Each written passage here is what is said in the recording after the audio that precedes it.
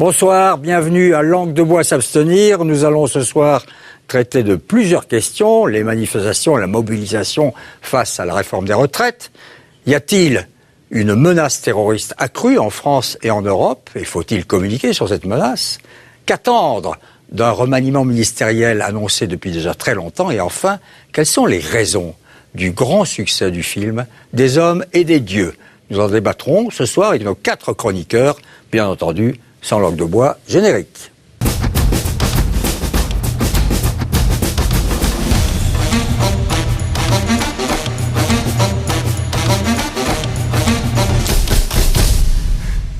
Bonsoir. À ma droite, Michel Cotta, nouvel économiste. Yves Tréhard, rédacteur en chef au Figaro. Pierre Bénichou, qu'on voit partout, qu'on entend partout, mais qui est aussi un grand du Nouvel Observateur. Et enfin, Anne-Sophie Mercier, qu'on entend sur RTL et qu'on voit sur la chaîne parlementaire. Nous passons tout de suite, mesdames et messieurs, car il y a beaucoup de sujets, il y a du pain sur la planche, à la déclaration de la semaine. Pour la 3e fois en moins d'un mois, les syndicats ont fortement mobilisé samedi dernier contre la réforme des retraites, sans toutefois faire mieux que le 23 septembre dernier. Pour le Premier ministre, les manifestants, entre guillemets, se trompent. Hier soir, il a refusé de revenir sur l'essentiel du texte, concédant seulement quelques aménagements possibles, notamment pour les femmes.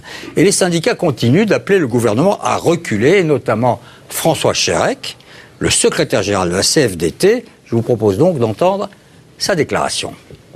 Globalement, et on le voit dans les sondages, le soutien populaire est de plus en plus fort.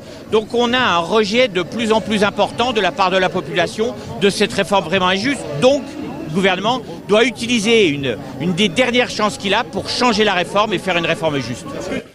Alors, on sait que maintenant, le dossier de la réforme des retraites se porte vers le Sénat, messieurs, dames. Premièrement, le Sénat va-t-il ou pas contribuer à modifier cette réforme? Et de toute façon, le gouvernement ira-t-il jusqu'au bout, Yves Tréhard? Oui, le gouvernement, la chose est écrite, le gouvernement ira jusqu'au bout, il y aura quelques aménagements au Sénat, mais je vois pas en quoi, si vous voulez, on va vers un affrontement entre les syndicats. C'est pas possible entre les syndicats et le gouvernement. Je pense que les syndicats sont pas du tout dans cet état d'esprit-là pour la plupart d'entre eux, c'est-à-dire pour la CGT, pour CFDT, parce que ils auraient la difficulté de savoir sortir du conflit si jamais ils radicalisaient le mouvement.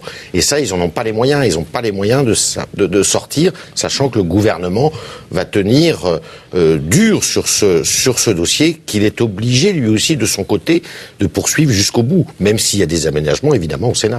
Je pense qu'il faut être très attentif à ce qui s'est passé ce week-end. Il y a d'un côté François Fillon qui dit moi la réforme je vais la maintenir telle qu'elle est en gros dans son cap actuel. Et puis il y a Raffarin qui sort du bois, et un vieux sage, et qui dit attention. Il faudrait quand même que tout le monde se calme.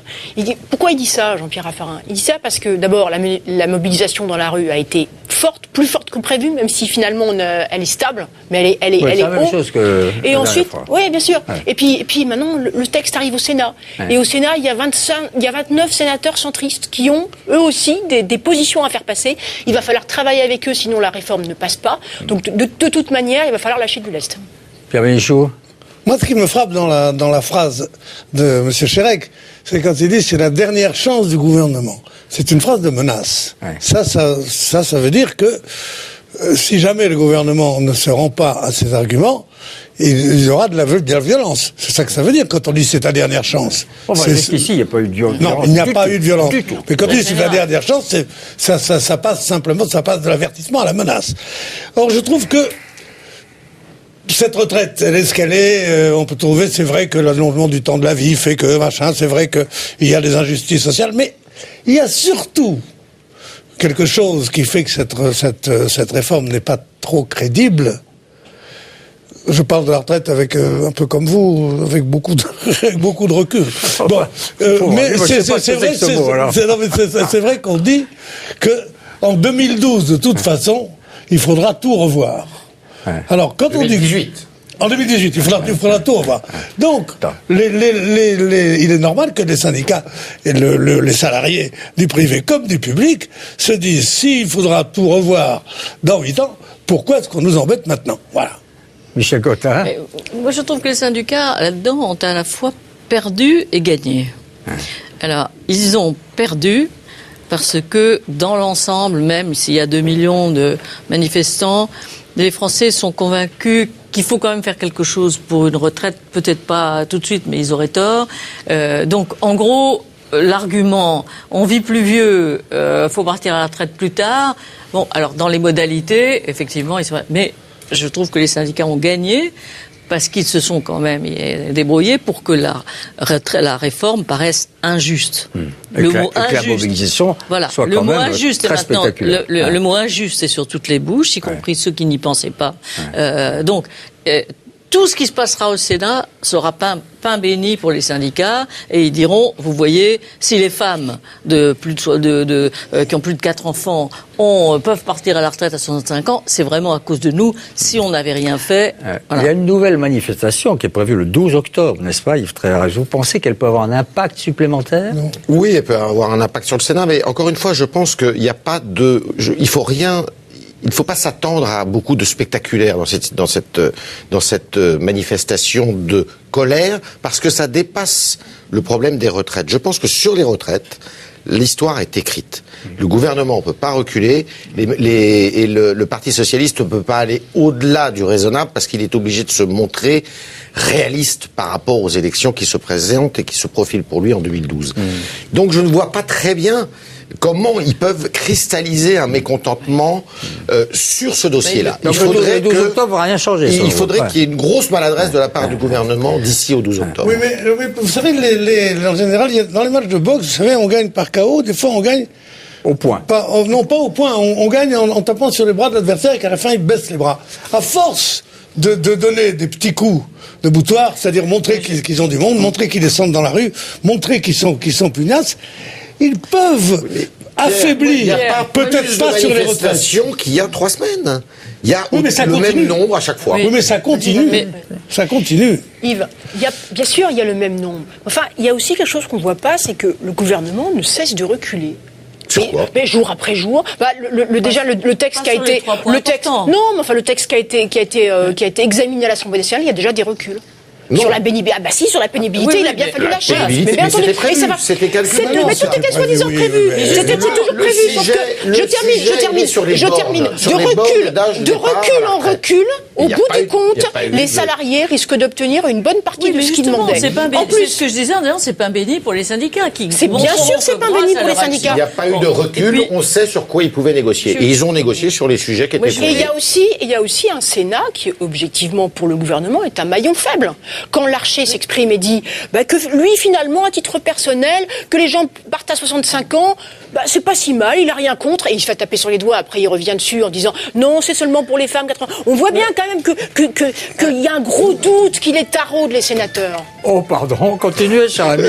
Voilà, comme quoi il faut être indéportable. Mais c'est le direct, mes enfants. Continuez, Anne-Sophie. C'est bon, j'ai dit ce que j'avais à dire. Je pense aussi que cette mobilisation sur les retraites ne s'arrêtera pas le 12 octobre, ni même autrement. Je pense que ça va être... Non, mais attendez. Je pense que ça va être... Justement, mais je pense que ça va être un grand argument pour la campagne de 2012. Ah oui, je pense que le Parti socialiste d'un côté et les syndicats de l'autre vont s'en servir énormément. Au fond, ils ont mobilisé un peu tard, faut dire, puisque c'était après l'approbation de l'Assemblée nationale, mais ils vont capitaliser sur leur position. Je vous ai demandé à Michel, qui est plus qu'une journaliste, même une historienne de la Ve République. Une grande sage. C'est une sage.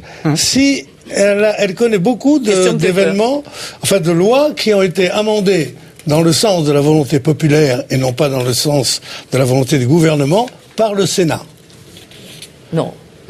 Non, vous ne connaissez pas. Non. Je m'attendais à votre réponse dans la plaidoirie. Donc il ne faut rien attendre. Mais chacun voulant tenir le beau rôle, on peut se dire que dans un certain périmètre, le Sénat va quand même essayer d'arranger le coup des femmes. Voilà. Bon. Alors, c'est tout. Donc, après ça, le président du Sénat s'enorgueillira de sa mesure et de son intervention. On va passer tout de suite à l'événement avec un jingle qui ne sera pas sur mon portable. Je vous en demande encore une fois pardon.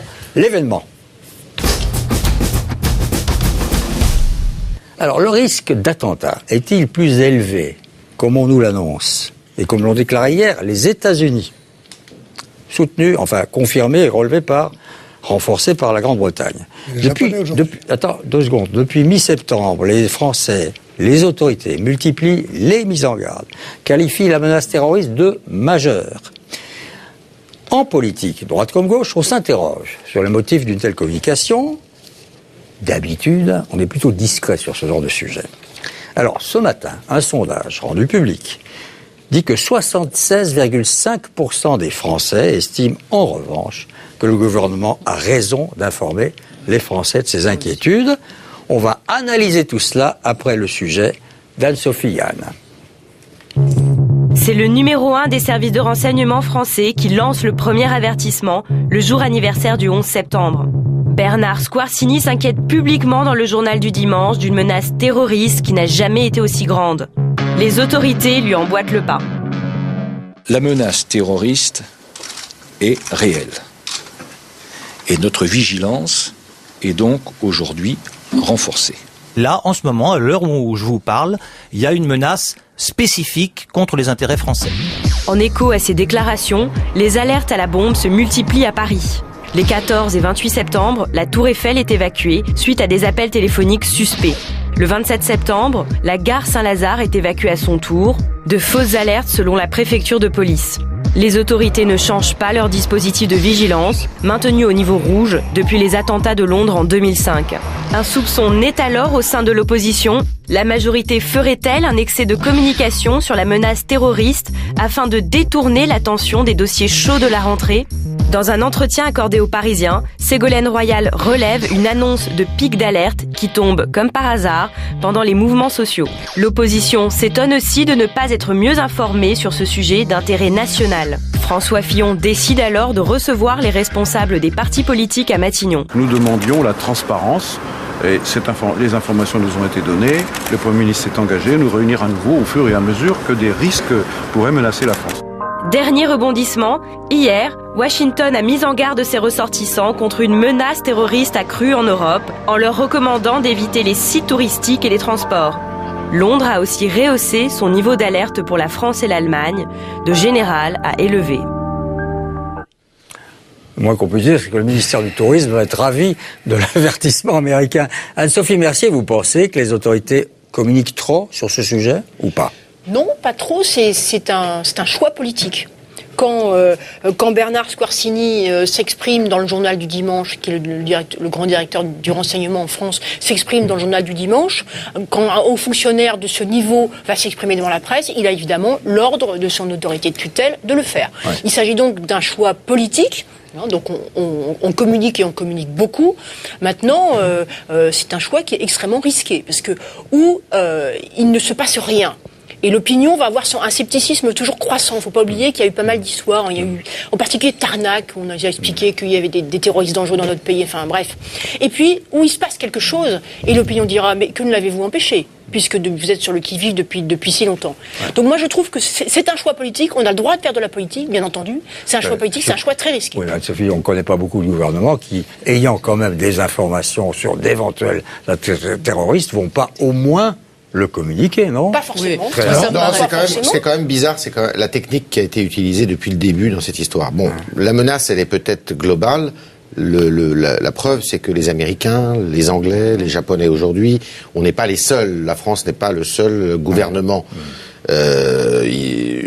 actuellement qui met en alerte. Mais ce que je trouve tout à fait étonnant, c'est que les premières alertes ont été lancées quand même par des hauts fonctionnaires. Ce que dit ils ne sont pas, justement. Moi, j'étais très étonné de la sortie de M. Squarcini. Après, il y a eu la sortie du DPN, du directeur de la police nationale. Et on se demandait pourquoi ils avaient été autorisés à parler les premiers. Et ça, c'est quand même une question qu'on peut se poser de technique. Après, je ne crois pas qu'il y ait une récupération politique, comme veut bien le dire Madame Royal. Je pense que c'est pousser le bouchon un petit peu loin, dans la mesure où, encore une fois, les Anglais, les Allemands, les Italiens, les Américains, les Japonais sont sur les mêmes... Je ne dis pas que Washington cautionne la façon dont les Français ont communiqué, mais enfin... Washington ne se mêle pas de la politique intérieure française. Non. S'il décide de lancer ce warning, cet avertissement, il y a une raison, non? Oui, Michel. moi je suis tout à fait favorable à la politique d'avertissement.